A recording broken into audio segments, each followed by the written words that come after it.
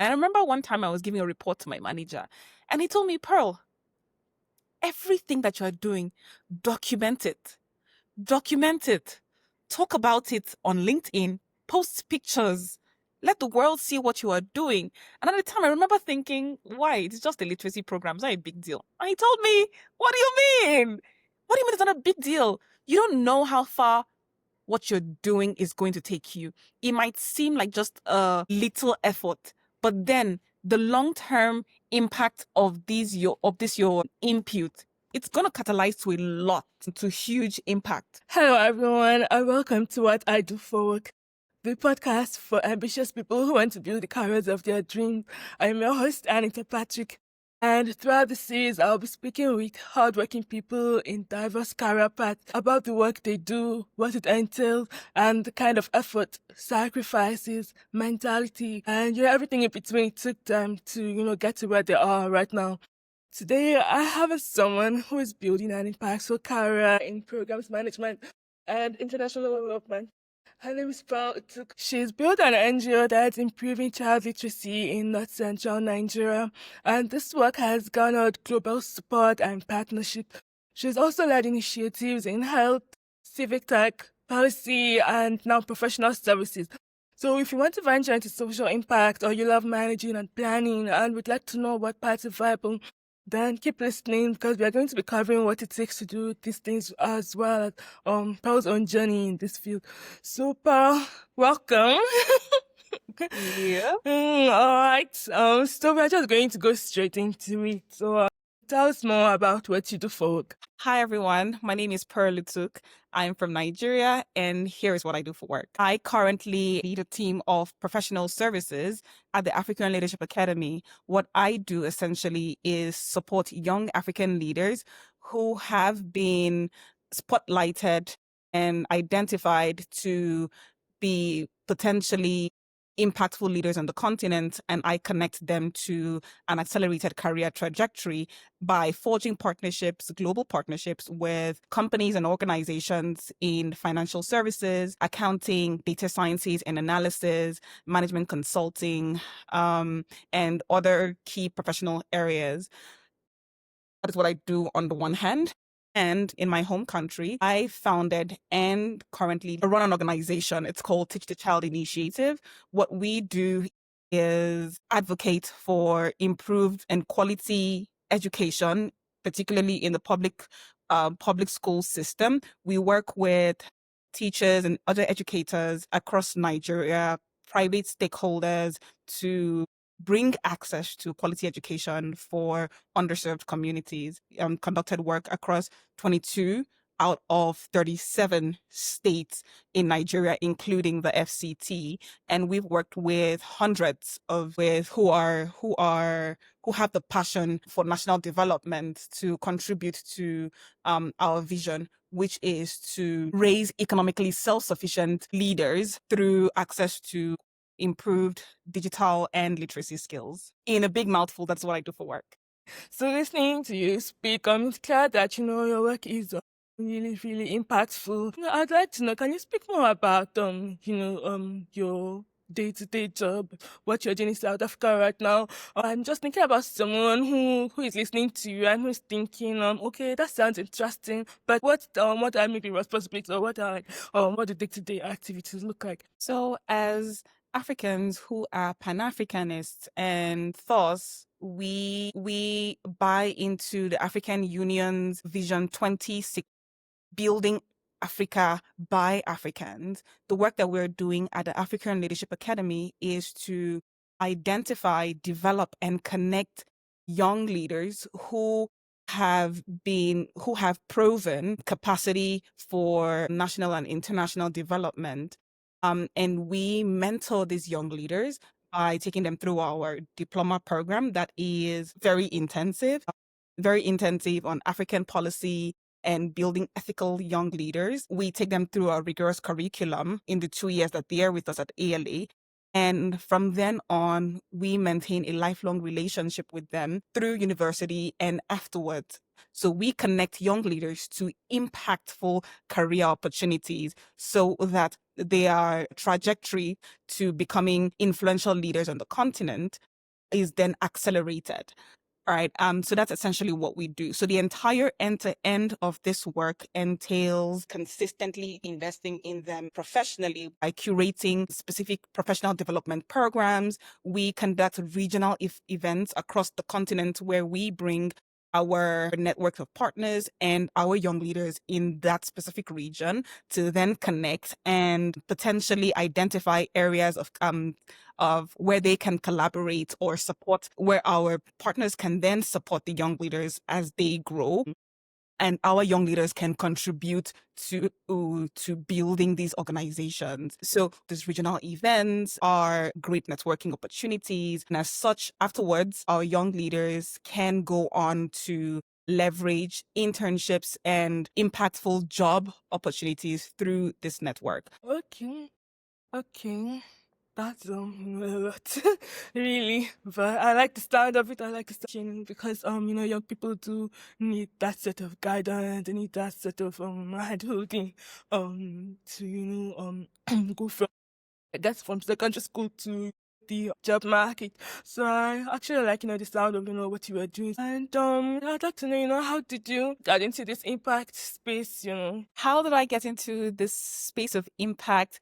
Are you speaking particularly to my role at African Leadership Academy, or are you speaking to the entire space of my career growth? Well, more of like, when you look at your role at Africa Leadership Academy and your role at Teach Teacher, both are social impact. Even though, your role are slightly different. I'm trying to understand you. How did you get into the sector? Okay. Yeah. I So general. started my work in social impact through volunteering 10 years ago, actually exactly 10 years ago. In September of 2015, I volunteered with an international organization, Voluntary Service Overseas, VSO Nigeria. And that was my first immersion into international development. And this volunteering opportunity came immediately after I had finished my bachelor's degree. And I didn't really know what to do, what I was going to do for work, how I was going to earn an income. And I had a mentor at the time who invited me to serve in this 12-week volunteering program in a remote community where volunteers, international volunteers from the global north, were going to be paired with volunteers from the global south and then deployed to developing communities across Nigeria. Those 12 weeks changed or shaped out my life forever. It changed me. In the course of those 12 weeks, I knew this is what I want to do for the rest of my life. This. Oh gosh, that's amazing. It's amazing that you got that clarity earlier on because lots of people chase that clarity for spent so long chasing that kind of clarity, about what they want their life's work to be. So you mentioned volunteering. Volunteering got you into this. Before you got into volunteering, did you imagine that you'd be working in this impact space? Was there maybe any inkling prior to this that you were going to be working in impact, or even in your university? Did you study anything related to that? I didn't even know what international development was. Right up until I began the volunteering program, it was called VSO ICS. So it's Voluntary Service International Citizen Service Program. Right up until when I started this IC at VSO, I didn't even know what I was doing. I didn't know what the sector was. I remember speaking with the youth program manager at the time, and I asked him, okay, this work that we're doing, what is it called? What's the name? And he told me it's development. I am like, Oh my god. international development. What is international development? It's just- Have a name. I remember feeling so confused. Well, what do you mean by international development? Because whenever a person typically hears development, they're either referring to software development or construction, right? God. This was none of them.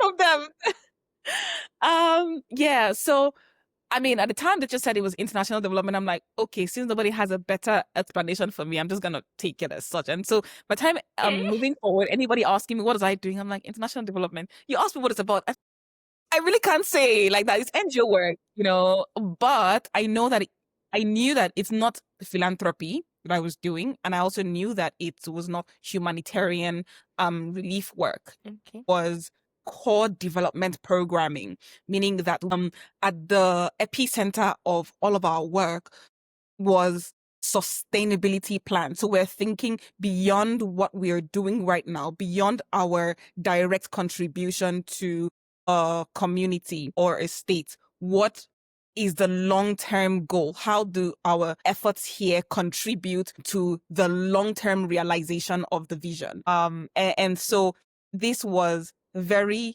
deliberate, technical, goal and impact driven programming. And discovering this, it was a godsend. It was a godsend because I remember thinking in 2015 while I was in community that this is exactly what I want to do because this space, working in this space, gives me both the flexibility and the freedom to utilize all of my various skills, very diverse skill sets and explore, right? I wasn't caged in a 9 to 5 per se, but I had the freedom to exercise my creativity as well as not be confined to a monotonous routine that the corporate space offered. Yeah. I think I'm going to pause there. Perhaps I'm going to elaborate as we go on further, but in summary. Okay. I was going to say that I guess you eventually figured out what international development was because you just gave us a summary of, of what that entailed. I think a lot of people can relate to that, and that's really pretty much why I'm doing this because there are there are careers out there, there are opportunities out there, and lots of people, lots of talented people, there are lots of hardworking people who have this talent, who have these skills, but they are not quite sure what opportunity fits them. They don't have the awareness of the kind of opportunities that are out there. I mean, when you think about the career landscape, I mean, these days, over the past how many years, tech has gotten a lot of awareness, and that's because lots of people talked about tech, lots of people shared about their experiences in tech. People could see the results of people working in tech, and so that exposure has also, led to many people saying, "Oh, I want to work in tech too," and I'm trying to do this for, more jobs, but also all career paths because there's no one way to achieve something. There are people who have now focused career paths and like since they were in secondary school, they knew what they were going to do with their lives and they're growing in that career path right now. I mean, there are people who had no idea what they were going to do, but they found their way and I just want to really like more exposure into these different pathways and these different fields so that more people know what opportunities are out there for them and they can at least, and start working towards this dream. So now back to your development work. um I Okay, you mentioned doing volunteering in 2015, right? So that was a just a quick program. In that program, you realized, okay, I actually want to do this kind of work. I love the flexibility and creativity it offers me. What was your next step? Like, what was your next step in, looking for a job now that was not the volunteering role? Okay, I feel like I need to sit and face you for this. And I'm speaking directly to our audience, whomever is listening to this, because I remember that I had to grapple with a lot of uncertainty and fear when, particularly in my final year, because back then, I mean, and I guess the same still applies right now. There's a lot of very linear, motivational speeches that almost require people, young people, to have their life figured out. In that, they state that a person needs to have a 2-year plan, a 5-year plan, a 10-year plan. And so that translates to a short-term goal, a mid-term goal, and a long-term goal. And for many people who are unable to shape or develop or groom that kind of vision, they might be pressure There will be pressure. You would feel pressure to question yourself. You'd question yourself, what am I doing? What is wrong with me? Why don't I have a 2-year plan? Am I unserious? No, you're not unserious. And I'm going to use myself as an example. I dealt with those fears. I lived with it. I didn't have a 2-year plan. I mean, I couldn't see beyond my nose, to be honest. And all I knew were the things that interested me. When I was in school, secondary school, university, I knew I loved reading. And I love to read, and not inspirational books. I love to read fiction. To be honest, I would live in the world of fiction. And so coming out to the world, to the job market, hearing from everywhere and every mentor that was worth his salt that you needed to have a 2-year or 5-year, 10-year plan, put pressure, immense pressure on me, because I didn't have any of that. I would also like to state that during my time volunteering on the 12-week ICS program, this is not to mean that I immediately had clarity as to my next steps. There was no such clarity. All the clarity that existed at the time was a moment of eureka, that I knew that this is what I want to do, but I didn't know the how it was going to happen. Because at the time, the organization was not advertising for roles, and whatever roles they were advertising for at the time, I didn't particularly have the relevant years of experience to apply for it. So I still needed to grow. And so immediately after the program, I went for my youth service.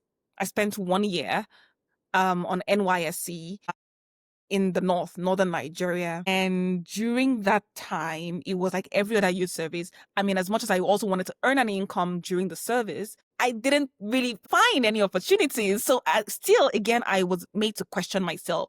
I asked, is something wrong with me? Am I okay? Am I not visionary enough? I dealt with all of those uncertainties. It was a big struggle. However, I think it was at the end of my NYSC, I reached out to an old contact at VSO, and she was no longer with the organization. And I asked her, I told her I really want to do this work, but is there any opportunity you can refer me to, or any open roles that I could begin with? And I didn't even mind working in Borno State in Maiduguri at the time. That's how, and this is back in 2017. That was how much I wanted to do the work. Couldn't find opportunities. Eventually, an opportunity opened up at VSO, and it was still a volunteering program, but it was a graduate. I think it was called a graduate program support officer. So I spent 1 year living in a remote community in northern Nigeria, and I wasn't earning much, to be honest. It wasn't even a salary. It was stipends. It was stipends, but it was okay. For me, it didn't matter how much I was earning at the time. I didn't have dependents. All I needed at the time was a means of growing my skill. I just wanted to learn. I needed an opportunity to learn. And so if I had resources that would cover my living expenses, I could do the bare minimum of paying my transportation to work and then learning and building my portfolio. I was more than happy to take it. And that was it. I spent 1 year doing that, and I learned. So I grew in my role. I grew in my field work, but I still didn't have dedicated mentoring for the technical work. And when I mean the technical work of core development programming, which is report writing, proposal development, which is finance reporting, I didn't have that opportunity. So it was still an area of concern for me. But I mean, I kept comforting myself on the journey that I am doing everything right as I can do, as is within my power today and now. Yeah, that's really good. I like that. And you needed more clarity on you to get opportunities, that you reached out to people in the field so you could get more insight. And I also appreciate that that you recognize where you were in life, even though you were not yet earning like sufficient money. Recognize that, okay, at this point, I don't feel dependent. I guess afford to just do the grunt work to change the kind of experience that I need, that can move me closer to where I'm trying to go. You mentioned that you had gotten this I guess this hands-on experience, and you needed more technical experience. So now that right now you have that experience, you have the technical experience, you have the hands-on, the practical experience. I know that you already, have that. Oh, come on. Oh, that's no need to be humble. So, but at what point, or did you realize, okay, I need to actually, find a way to, get that kind of technical experience? I get your question. I mean, all of the opportunities I was seeing at international organizations at the time, when I would see the key requirements for the role, I knew that there were things here that I didn't have. I had the passion and the zeal. I had the fieldwork experience, but if I was to be put in a practical interview where I was assigned tasks, administrative tasks, I knew I couldn't deliver. So that was where, so if I were to apply for these opportunities now and go through to this point where I needed to demonstrate my expertise by delivering on some assignments during the interview phase, I knew that I wouldn't necessarily succeed. So that was the point. I knew that I needed to gain the skills, but I was still applying. In fact, till today, I still have that folder from all those years back where I must have applied for a minimum of 50 different roles with international organizations in Nigeria. I didn't get called for one of them. And it broke my heart at the time because I knew I had the passion, but why weren't those people seeing my passion to do the work? And money was never a priority for me because my mindset, even at such an early point in my career and at such a young age, my mindset was do not chase the money, gain the skills and bring value. And then um would respond or would answer to the value that you're bringing. That was my mindset. So I knew money should not be the goal. Building my skills and capacity ought to be the goal because at this point where I had the skills, the money would inevitably come. But the question was now, where do I gain these skills? So during the 1 year volunteering program in northern Nigeria, my manager at the time was very supportive and really encouraging. So I was running VSO's program, reason, the sole purpose for my being in that community. And the school that was my project location, I had identified some problems there with some of the children, some learning problems. And so I had started running my own literacy program on the side, and it was purely volunteering. I just volunteered to do this. And so it was my own pet project, side by side, the main purpose that I was in this community.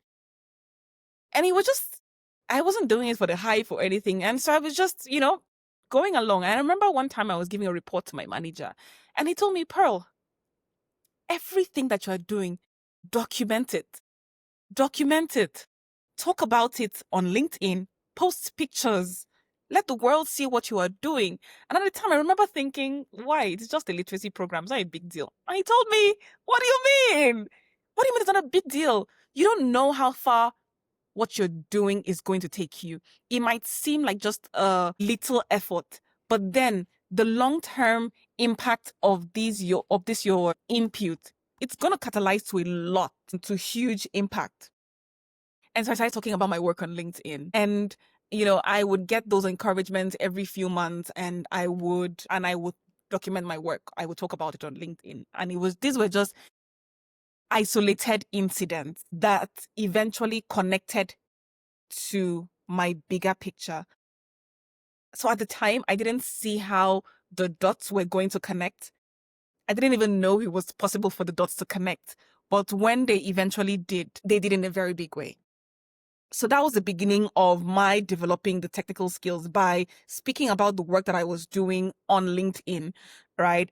In order to communicate in a very concise, impact driven manner, I had to find a way to compress my words, right, for LinkedIn. And so that was the beginning of development of my technical technical skills. And after that, I worked for a capacity building organization in project financial management and monitoring and evaluation. We would conduct trainings for NGOs as well as government parastatal in project and financial management. And so even though I wasn't directly responsible for conducting these trainings, I was supporting in admin, right? It gave me insights, right? I was seeing how trainings were conducted and I was intrigued. Even if it wasn't directly, I wanted pure project management, direct implementation. But this servicing organizations, this role gave me an insight into the skills that I needed to have and the skills that were requisite to facilitate the work of the project management work in international development. So further build my capacity. It's so to say, it was like I built my capacity outside to then bring into the development sector when I eventually got the opportunity. And I did this role not for a long time, to be honest, for about a year or just under a year until COVID hit and I was out of a job again. Did you ever consider going a more professional route for skill development, like maybe with courses or with certificates or things like that? Can you Yes. speak more So about that? yes. I actually missed out on the part where just before I started with this company to service organizations and government parastatal in projects on financial management, right? I had taken a course, a short-term course in PMD Pro, Project Management for Development Professionals. And so it took me through the entire project life cycle of identification, management, implementation, monitoring, then project close off. It took me through the entire cycle.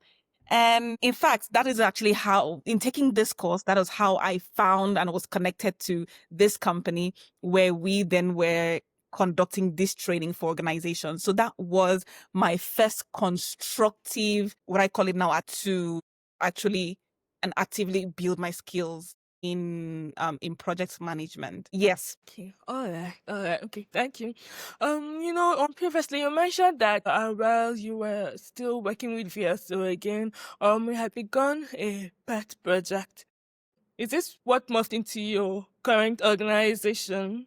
Or can you tell us more about that pet project? Because you mentioned that at the time it seemed like it was not something serious, but looking back, it was a key aspect, a key milestone in your career progress. So I had mentioned my first experience in international development was during the volunteering program in 2015. And that program was an education focused work. We were working in government schools, in communities to improve quality education through inclusive neighborhood spaces. INS. And so since I had been working in education space, when I got the graduate role with this organization a couple of years later, it was still in education. We were supporting government schools to build enterprises that would support infrastructural development through agricultural enterprises. So you could see that on this couple of projects I have done already, that those were education focused work. And then on the side, I then began my own education project, so to say. And so eventually in 2020, during COVID, because by this time I had Right, amassed. but before we go to 2020, I just want to talk about how this pet project started. Okay. So Okay. while I was in community in 2017 on this year-long second Okay. graduate volunteering role, I'm I was in a school, the school I was deployed to, and I saw a girl. This was a secondary school, mind you, a junior secondary school, and this girl should have been around 11 or 12, say 11 years old. and she was in jest. And I remember speaking to her. She was sweeping, and I spoke to her. I think I was directing her to, I don't remember the instruction, but it was really a simple instruction. And I was speaking to her, and she was looking at me. And she looked at me. It wasn't a look of insolence, but she just looked at me when I was giving her a directive now. And she's a child. I expected her to respond immediately. And I was speaking to her, and she looked at me. There was no comprehension. And I remember repeating the instruction, and she was still looking at me. From what I could gauge from her face, she didn't understand anything that I said. So she just looked at me. And her friends or classmates that were around her began laughing and saying, "Oh, she doesn't speak English. She doesn't understand English." And I remember I was shocked. How are you in jest in a school where the mode of instruction is delivered in English? How are you in a school? But you don't know. You're in JS too. You don't understand English. You don't speak English. How did you get into JS2? How did you take examination? On what basis were you promoted? And that for me was a rude shock, was a rude awakening. And that was what motivated me to begin this literacy project. So I was essentially teaching foundational literacy to children in these public schools. So I put out a call, right? If you want to learn English, just come. And then so we started using my background in education programming now that I had gotten for like 2-3 years prior. I then started, and I think we started with a group of about 5. I'll send you a picture of it. Started with a group of like 5 children, and then it grew to about maybe 15 or so children. The group kept we started with letters of the alphabet. I started teaching children in secondary school letters of the alphabet, and then we progressed to 2-letter and 3-letter words, and then we even started doing sounding and blending for these children. At some point, young adults in the community started indicating interest. They would come to me that, oh, they really love what I'm doing, that they would like to be a part of it, that they too they want to learn how to read and write. And I'm like, oh, this program was actually meant for just children, but maybe we could find something, a way to incorporate or develop something for you. That was the beginning of my work, my personal work in education programming, right? Because I found a student who was in JS2, they didn't know how to read or write in English. I mean, I already know about the story, but every time you tell it, I'm still in shock. Like, how were you actually being promoted from grade to grade, without understanding English? But I appreciate that you noticed this problem and you decided to find a solution to this problem. And now this has become pretty much your life's work. So, really like that. I really just want to, emphasize that point because there are lots of people who might be like, oh, maybe I want to go into impact work, or maybe, I want to do this, I want to do that, but I don't know what to do. So I think that's a good point because there are problems all around you. You could just pick the one that speaks to you the most and just start something. I mean, when you started this, you didn't think that it would become what it is right now. But it was just a problem you wanted to solve. And now I want us to go back to COVID because you mentioned COVID hit. I know that COVID was a defining year for many people. So how did that impact you and your career? So now during COVID, like I said, at this time I had lost the other job in training. But I mean I had, because I was a vigorous saver. I was saving massively before. I mean, I had a little money. It wasn't a lot of money in the Nigerian economy was nowhere near a lot of money. Then my living expenses was very lean, very lean. I kept it very lean. So, I mean, I could afford the basics. I could feed. I had a roof over my head. I had internet. That was the basic. And that was good enough for me at the time, to be honest. And to think that 2020 was only 5 years ago, it's not so long, right? So in 2020, um, so there was a lockdown and schools had shut down during COVID. However, I mean, I could see that at some point I noted that children in private schools had transitioned to online learning. There were all of these nice fancy programs, there were virtual classrooms. It was like life hadn't stopped for many children in private schools. But then school shut down in March of 2020, and we had no idea if we were even going to survive COVID. So we had no idea if schools or when schools would eventually reopen. And I remember that by July, I noted that in the community I was living in, because I had moved to Abuja at this point, in the community I was living in, I mean, I could see that when I step out of my gate, I would see children that were hawking, or they were just playing around. And as someone who had been in development, I could see the massive safeguarding issues that could arise as a result of children being unsupervised outside, not learning. In my head, it was like a whole volcano was erupting, because I was just seeing the long-term negative impact that this was going to translate to. And so like alarm bells were sounding in my head, and I was here thinking, we need to find a constructive way of engaging the children around. Here I am with a few years of development skills. I need to put it to good use here. I mean, with no resources, I had started a literacy program in another community. So we can as well do the same here, right? And at the time, there's a lot of coincidences that in retrospect, they weren't coincidences as I would have thought.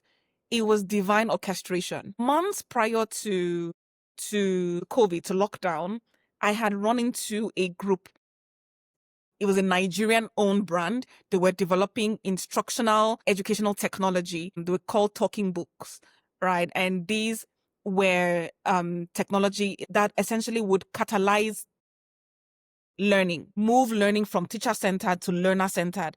And so this was super exciting for me. And I'm like, I was already thinking of ways to use this in my programming. And so, I mean, to get those resources in the first place, I needed money. And I didn't have, I didn't have the money. I didn't have the money. So if I was thinking about developing or implementing a project for the children in the community, I had needed access to a certain level of financial resource. And so at the time, I leveraged a network that I had. I was able to raise about $3,000. And we started this project. We sourced some pens, and this company, even though they are business driven, they're just, they need profits, they're a business, they still want national development. That is the foundation. That is everything. So even though their work was an enterprise, even though they needed to generate income and generate profit, at the core, their value was development.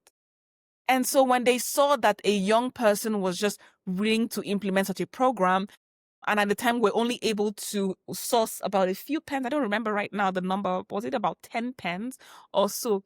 They supported us. They talked to their network about the work we were doing, and a few people would buy one more pen and send to us. Another group of people would donate 2 other pens to our program. And so we had some pens, and we were able to roll out this literacy program, 40 children, because the number 40 was what our resources could handle at the time. And I leveraged my own network as well. I put out a call for other youths who had also worked in international development and who wanted to contribute to the work to the work that I was doing and contribute to the development at community level. And I put out a call, and to my greatest surprise, were lots of applications.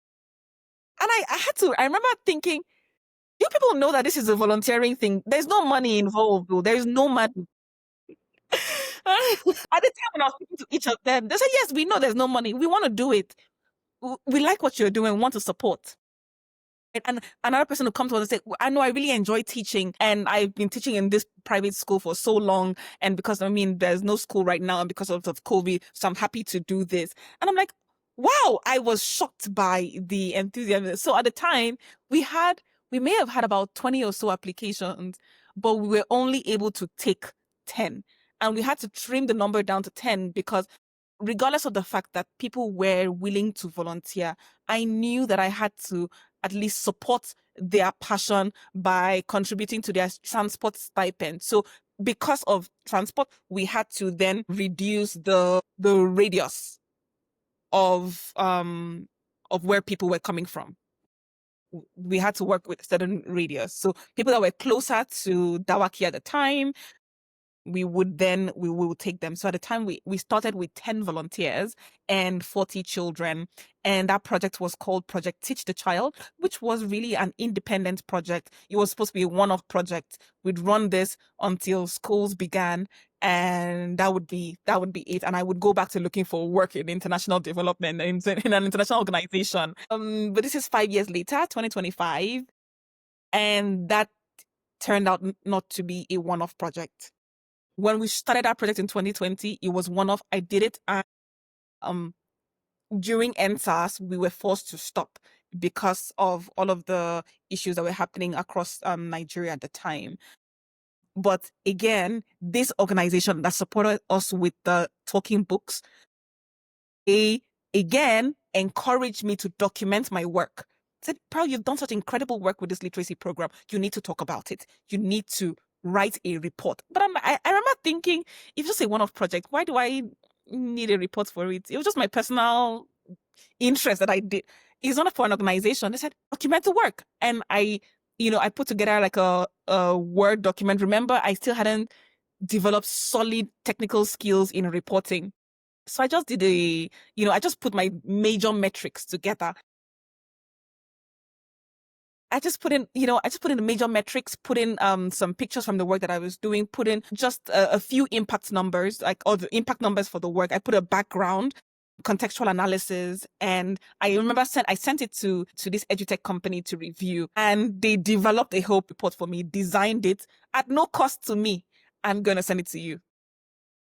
And this became our first project. Remember, it was a one-off project, so we weren't registered as an NGO. It was just a one-off thing. And this project just sat, right? It just sat in my folder in my laptop.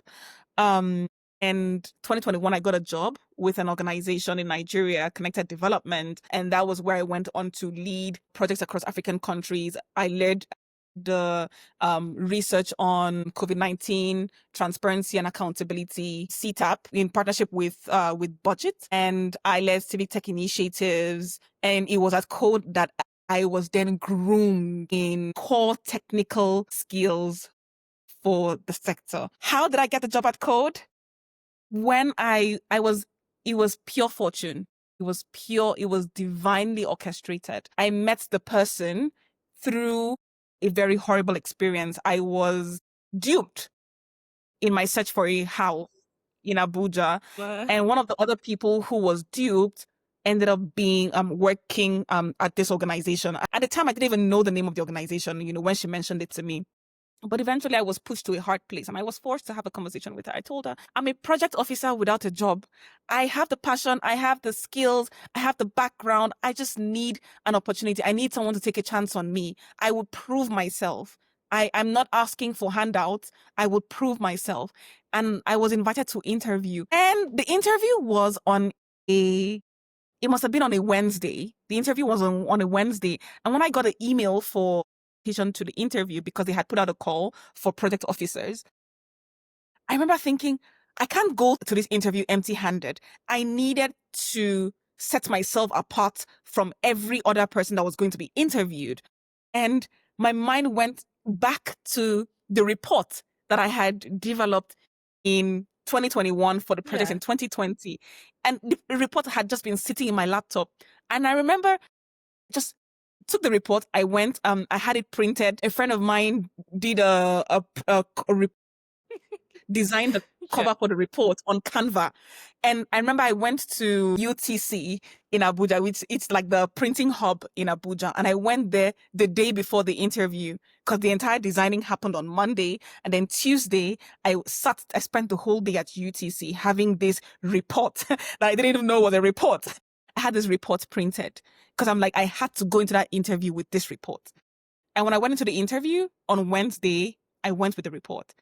And it was a 3-man panel, a 3-person panel that was interviewing me. And after asking about all my background and inquiring and all of that, and I brought this report, I presented this report to them as evidence of my capacity. And this is 4 years later. And my then manager, Lucy Abagi, always makes reference to that singular action, that I brought evidence of the work that I have done, evidence of my impact to that interview. That was a turning point. That was what made all the difference for me. So you see how all the independent, isolated incidents, all of the work that I had done in the past, Yeah. how it came together to open up this opportunity for me. And Yeah. I'll say the rest is history. Ever since then, I have Yeah. grown massively. I have raised hundreds of thousands of dollars in support of development programming across education and civic tech and health initiatives, both at Connected Development and now at the other organization that I have worked at. I have managed projects that have run into millions of Yeah. dollars, and I have partnered with international organizations as well as governments, foreign governments, and universities in the United States, universities in Africa, and other national and international organizations, both for the work that I'm doing myself at Teach the Child initiative and the work that I am doing at African Leadership Academy. So I'd say all of the dots connected eventually, Yeah. but I They're would all never have been able to eventually see it. connected. Yeah. So I'm just hearing your story about, that interview you had at Code. You say Code, CODE, which okay. All right. I like that. I like that you took initiative. Yeah. I mean, the job application requirements didn't necessarily say come to this interview with proof of work. It didn't say that. But like I need to come to this interview. I need to show my best. I need This to was show my them. best shot. I had the best news of this one shot. I'm not coming here to just do some kind of interview and then go home and print. I need to bring everything that could work in my favor. So I like that you took that initiative and you went there with that sort of initiative. Okay, yes, you're interviewing me and everything, but yeah, this is additional proof and this is something. I appreciate it because, you actually come a long way because, you were telling me some minutes ago that at some point you felt like you had this passion, you had this zeal, but people could not see that you could actually do these things. And so now you've come to this point where it's like your passion and your zeal is evident and your technical skill is also evident. So I really appreciate that journey. I really appreciate that. I agree with you. I'm sure at the time of several years before that, you probably didn't imagine that you would get to that point, but you kept doing your best. And even when opportunities came to you, and like you mentioned, you were prepared for that. You met somebody, you heard her talk about the kind of job she did, and even though you did not fully understand it, you still took initiative to be like, oh, you know what, I have the skill, I have this experience, and I'm looking for work in this sector. You did that. You didn't just you are not, what's the word? You are not laid back about it, but you saw it as an opportunity to speak to someone and say, okay, look, I really need help. And networking is so key when it comes to this whole, career thing. So I really like that you showed Networking is not a initiative. fancy networking is not a fancy event. Yes. Networking is not a networking event. Networking happens in the most minuscule, most common ways that you least expect. Networking can happen in the keke on your way to the market. Networking would happen when you are in the market buying or haggling for yam or potatoes or onions. Networking is essentially you connecting with another human being. So this opportunity at Code was opportunity meeting preparedness, right? So when I speak to people about networking and the power of networking, I also caution people, please do not be on the lookout for some networking event, because just as you are going to those networking events looking for people that would help you accelerate your trajectory, your career pathway, the other people that are coming there as well are looking for those same opportunities. And so, what is your value proposition? What are you bringing to those such events, right? If everyone is coming there looking for an opportunity to grow, then who is supporting whom in growing? Do you understand what I mean I by that? understand. And Yes. I like what you said about networking not always necessarily being about event. Because, I've had conversations with people who feel like, I don't know how to network. I have also been at the point where I feel like, I go to events, but I'm not sure how to network. I'm not sure what to say. But when I look back on my own career trajectory, when I look up at how the kind of people who have, helped me in my career growth or people who have supported me at different points, it was not necessarily people I met at an event. It was someone I met, I connected with, and we kind of built a relationship. And from there, it led to other things. And to be frank, they're not even people that I sought out to say, oh, I want to network with you. You understand? Yes. It's just meeting more people, being curious, and connecting with people, connecting maybe with like-minded people or whatever, building a relationship. And a relationship is all about give and take. Yeah, it's not always about, oh, what can you do for me? What can you do for me? What can you do for me? It's also, yeah, I don't know, what can I do for you or something like that. It's not always those grand events. So I've talked about how, yeah, what seemed like isolated events actually led to where you are now. But before we start to wrap up, I want to talk about that transition period from Teach the Child being this one-off project to a full-fledged organization. I want to think about people who might be in your shoes at the time, who maybe they started something and they've seen the impact, but maybe they are still still looking for like a regular a 9 to 5 job, or maybe I'm not even sure if they have the maybe the funding to build this into something sustainable. So I just want to talk first of all about uh, what made you decide to take Teach the Child from, a one-off project to a full-fledged organization? And what structures were key to you in building or that initial stage of the organization? And it was almost 2 years after I had begun working for Code, and I had applied and was selected for the Mandela Washington Fellowship in 2022 by the government of the United States.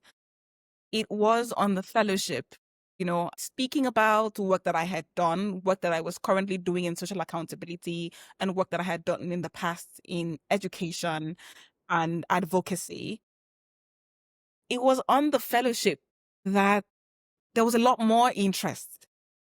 There was increased interest in the work that I was doing, right? So, like I said, I found that there was a space for all of my interests. International development gave me the platform to utilize all of my skills and explore all of my interests. And fellowship, I was talking about social accountability and governance and advocacy and education. And in various rooms, regardless of the specific area or sector of work that I was speaking about, I would have an audience that would either gravitate more towards the work that I was doing in education or I had done in education or the work that I was presently at the time doing in social accountability. And I was seeing interest in both fronts. However, important to note was just before the trip. I don't remember if it was a conversation I had with someone or it just came to me. But just before the trip, I felt I felt a deep push to prepare Teach the Child for any potential interest that being in the United States would. And so just before my trip, it was like a month before my trip, I rushed and registered Teach the Child as an organization. And I opened bank accounts for Teach the Child, Naira and domiciliary accounts. I remember opening USD, pounds, and euro accounts. You And were at the ready? time, there was, there was not one Naira in that account, right? But I'm like, I don't know. I'm going for this huge networking program, essentially. I can't go into this program without playing my own role, without playing my own part without playing my part to receive whatever good would come out of this event. Would come out of participating in the program. And so I rushed, I opened the account and I registered the organization. And I know a friend of mine, a former classmate in secondary school, had reached out to me maybe a year prior. And he'd been seeing my posts about the work that we had done at Teach the Child. And he had wanted to not just donate, but he'd wanted to speak to some of his colleagues in Canada to also donate. By the time we didn't have an account, and I told him, "Oh, you know me and you can trust me, and you can put the money in my own account and trust that I would use the money for the work that it was meant for." And he said, "Well, he's in Canada. He's from a more structured system, cannot." And even if he could personally deposit money into my account, he couldn't speak with his colleagues who had no personal contact with me. Right. He couldn't ask them to deposit money into my personal account. So it had to be an official account for the organization. And at the time, I thought it was just a one-off thing. So I didn't do anything about it. But now, just before my trip to the US for Mandela Washington program fellowship, I thought back at this conversation and I'm like, if we're going to be having more of this conversation, then I had to play my part in setting up to the child and getting it ready for any goodwill that were to come out of it. And that was what led to the registration of Teach the Child and getting our documentation. And it all worked out. I came back from the US in August of 2022, and conversations had already begun with a partner in Europe and another potential partner in the US regarding the work that I was doing at Teach the Child. And by November of the same year, I was in Europe for Teach the Child. By December, our account had been funded. So again, it all worked out. I was ready. I had prepared myself for opportunities that were to come. Indeed, that's amazing. Again, still on the theme of, like being prepared for opportunities and taking initiative and, just constantly being prepared, no matter what it looks like right now. Because you mentioned there was nothing in those accounts, but you still created them, you still did the paperwork and everything, you looked ahead. Can I even imagine the extent of the impact this could have, and teach the child, but you're still prepared for that possibility. So, I have a question. Before this interview, I reached out to people, to potential listeners of the podcast. Some people who were interested in the NGO or impact pathway, and just people in general. A couple of people mentioned knowing to when to be content in one's career versus when to keep striving. And what's your perspective on that? Obviously, it's different for everyone. For me, my driving factor at the very beginning of my career was fulfillment, which is why I didn't mind taking the stipends, those roles that only came with stipends, right? As it gave me the opportunity to grow my skills and prepare for whatever the future, whatever God had in store for me. And so even though I was living in a remote community, even though I was earning what people would now call pittance, I loved what I was doing. And that was pretty much what mattered to me. I didn't know how it was going to translate to more or how I was going to even grow on the role, but I was happy. And I also knew that what I am doing had to mean something.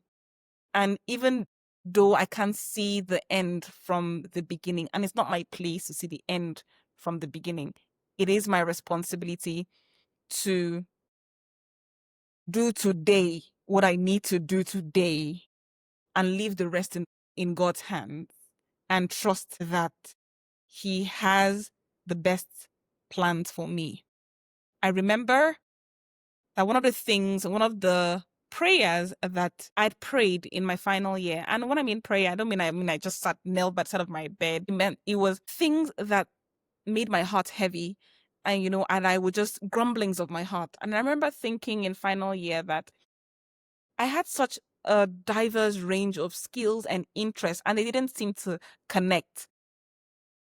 They didn't seem to connect particularly to any role or job that I knew of at the time. So how would I earn an income? And I also remember the words that I very audibly would say to myself in response to these grumblings.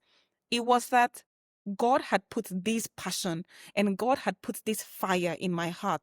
And God is the one who gave me all of these interests that at the time just seemed to be all over the place. And for him to have put those interests in me, he had a plan. He must have had a plan. He must have had a plan. Else, what was the purpose for my existence? There essentially was no purpose for my existence. And God is not so careless as to just make something just for the sake of. And so I knew at the time, or I told myself at the time, take a deep breath, Pearl, and trust. Trust that the one who made you didn't make you so that you would be a liability to yourself, or that you would be like a raging fire and consume yourself. The one who put these ideas in your head and gave you these skills would take care of you. It didn't make sense at the time, but that was all I knew to say to myself. And year on year, as things were not exactly, or things didn't seem to translate to the big or grand impacts like I had desired, that I couldn't even articulate, but I desired, I just would continually echo these words to myself. And I'm happy and I'm very humbled, but I'm also very proud to say that 10 years later, I am certainly not even anywhere close to where I was in 2015. And I have found purpose. I have been living in purpose. And I have found so much fulfillment. And I am so content with what I have done and what I am doing. And I have also gotten to the place where I am proud to tell a person, I don't even know what I'm going to do for work in 1 year. I don't know. I don't have a 2-year plan. I still don't have a 2-year plan. I didn't have it in 2015. I still don't in 2025. And it's not my place to. And God bless the people who are visionary enough to have those kinds of plans. Like I said, it differs for everyone. But seeing the path that my life has taken in the last 10 years and seeing how my little drops of water have translated into this stream, I trust that these efforts that I continue to put in today would translate to more. It's not my place to define what that more is. It was not my place in the beginning, but God led me to where I am now.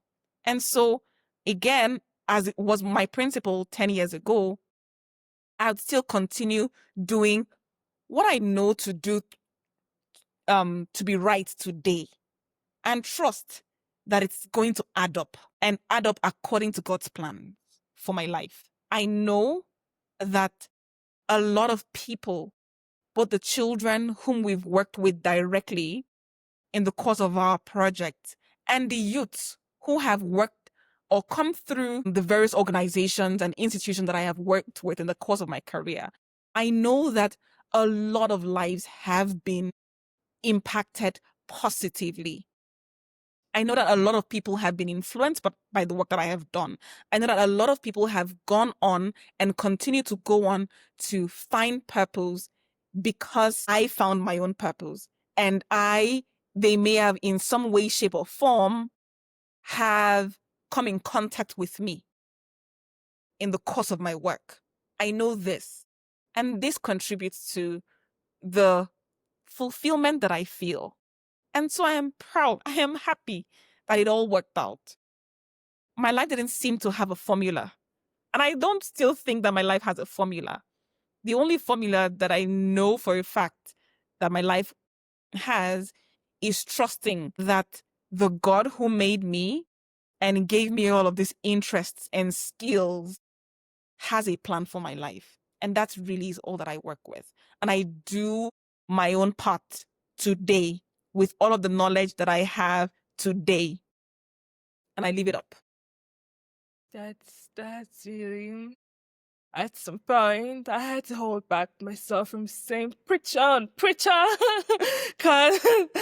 no, really, too. I think that will give a peace to a lot of people because I know that there's always this pressure to, have the next thing figured out. I know that this question was about, ambition versus contentment, but I feel that it stems from that idea, from that pressure of having something figured out, having the knowing what you're going to do in 5 years. I mean, me, I'm a planner. I always like to, know what I'm going to do next year, what I'm going to do in 5 years. But I also know that it does not always work out that way.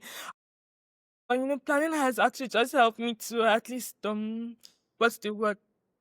At least know what to aim for. At least know, okay, like if nothing else, I like this is what I'm aiming for. But hearing what you've just done, I know that it's going to give peace to a lot of people because we have a self control. Sorry, no, we have a control A need problem. for I would want to be able to say, okay, I'm going to do this, a and then this is going to happen self-direct. next. And this, yes, we would love. I mean, we would love You're not that. the I would architect of love your that, own but life. You're not we the are architect. not. We are not. We can only do the best with what we are given. We can only try our best with what we are given. And like you said, it's different for everybody, There's some people who actually do say, I'm going to do this. And you don't know, it kind of aligns for them and everything. But I guess for people who feel like, oh, I'm not even sure where I want to go, but I have this. I've got this. I've got that. I feel like your story is going to inspire them in that way because then you know that, okay, it's fine that I don't know exactly what I'm going to do with all this, but they can pick insights from your story. Maybe if they're already storing something, they could just keep talking about it, being visible like you've done. They could just keep trying things and applying them, seeing where that leads. Because at every stage of your life, even when you didn't know exactly what the next step was going to be. You were always solving a problem. Going back to the beginning when you kept saying that you had this passion and everything, you knew that okay, at some point you needed to acquire more technical skills. And even though at first you did not go the professional route of acquiring technical skills, you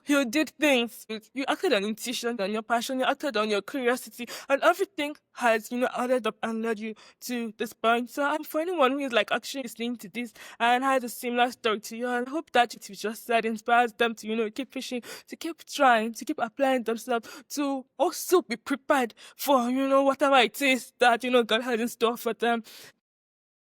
And before we wrap up, looking back on your story, is there an aspect of your career journey that you would do differently? Certainly none.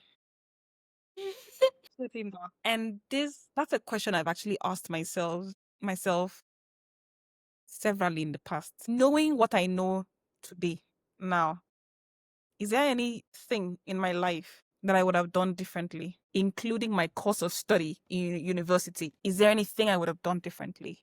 Seeing how the last even 15 years of my life has gone, I can say for a fact that I was exactly where I needed to be at the time that I was there.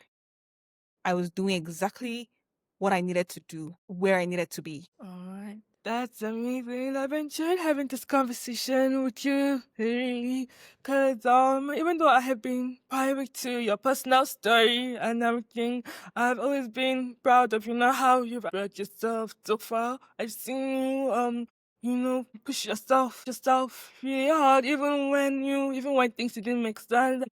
I even remember the Mandela Washington. I think you applied before that, did you?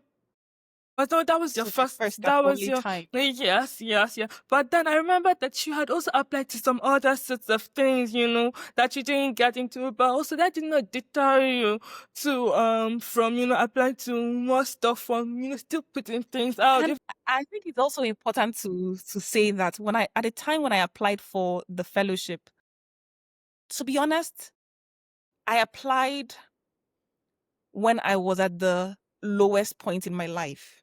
I was grappling depression, a sense of direction. Yes, I had a sense of I felt like I lacked a sense of direction. And I just didn't feel or have a high sense of self-worth at the time. I was dealing with a lot personally, but I was still showing up for work. I was still going to work. I was still doing the things I needed to do, my day to day. But I'd come back home and have to deal with so much emotionally. I didn't know where I was going. So even at the time when I saw the advertisement for the fellowship, in fact, it was a colleague at the time at Code who brought it to me. I'm like, Pearl, have you seen this? You need to apply for this. And I remember thinking, oh, all of these things, the competition is usually very stiff. Yes, I know I can say that I meet all of the criteria here, but I'd probably have to be competing with thousands of other people. And right, I was right. I was competing with thousands of other people. At the time when they read us the statistics, it was that in 2022, when 19,000 people submitted the application for the fellowship, and out of the 9,000, only 0.5 made it through. Only 0.5 were selected. So I was among the 0.5% that was selected from Nigeria for the fellowship. And it was such a, that was such a revealing moment for me because I knew the state I was mentally when I went through the application. Right. And you actually supported me because I came to you and I'm like, oh, I want to apply for this. And you told me, oh, you knew someone who had applied for it. Maybe she could review your application. And she reviewed my application. In fact, my first draft was like there were red marks everywhere. And so she helped me with structuring my thought, with outlining the impact that of work that I had done concisely and communicating from my very first line. And I had that reviewed maybe 3 or 4 times. And it was at it was my third draft that was finally deemed fit for submission. And this is I'm going through a review process for an application, for a very rigorous application, when I'm at the lowest point in my life, emotionally and psychologically. So having that feedback come, it could have been interpreted as an attack on me, on my person. But instead, I'll take it as this is constructive feedback. This feedback is only meant for my personal development. I need to take it, go back to the drawing board and come back with something better. And my better paid off. And it paid off really big. And I'm grateful. I'm grateful for everyone who contributed, right from the person who encouraged me to apply to the other person, you, who connected me to someone she had known who had been through the fellowship, and to this person who took all the time, even though she didn't have to walk me through. So all of these people played a role in my success, and I'm eternally grateful. Eventually, I had to take the step. I had to take the step without knowing where the help would come from. But then the help met me on my journey to finding myself. So the responsibility still lies with each and every one of us to take the step. You don't need to know what it's going to translate to. Take the step and help would meet you on your way. Yeah, so that's amazing. Really. Congrats really on, on everything you've achieved on your career, and I'm wishing for more good. And I can't wait to hear what you're going to be doing next. Of course, not from a pressure perspective, but your future is bright by the grace of God. So maybe I'll bring you back on the podcast in how many years, and who knows what you're going to be talking about. I'm looking forward to that. So we're going to wrap up here now. So well, you can find Pearl and her initiative Teach the Child on LinkedIn, right? Well, I'm going to link everything in the show notes, so anyone who is connected with Pearl or Teach the Child can just click on the link. So if you enjoyed this episode, please spread the word and tell us what you like about it on social media. Tag us at what I do for work _ or use the hashtag WIDFW podcast. Share it with your friends, share it with your mentees and with serious people. Also, you can give us a review and subscribe on our favorite podcast platform. Or if you'd like to be a guest or have suggestions for the podcast, please fill the form linked in the show notes as well. So, Pearl, we've talked about a lot about your journey, and some key things that I took notes of. preparedness, initiative, problem solving, and also visibility and people. So I hope people take away those key things when they're listening to this podcast. And it's not the master solution to everybody's current problems or whatever, but I feel that taking those insights from your story would actually people to, I guess, more career fulfillment. So thank you so much for coming on the show. I really appreciate you taking the time to come on the show. So For so thank you everyone. Yeah. quite a very emotional process, having to walk through even my thought process through my career. So thank you for for taking me through. My pleasure. Okay, so thank you everyone for listening. We'll be back in 2 weeks with another inspiring conversation. So until then, keep learning, keep growing, and keep building. Bye.